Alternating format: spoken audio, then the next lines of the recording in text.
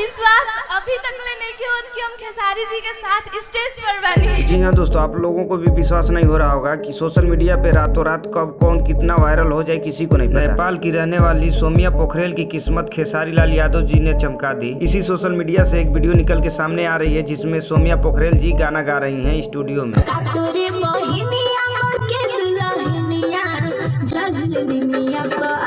इतना ही नहीं, आगे भी सुनेंगे कि नेपाल की रहने वाली सौम्या पोखरेल इतना सुरीला कैसे गा लेती हैं।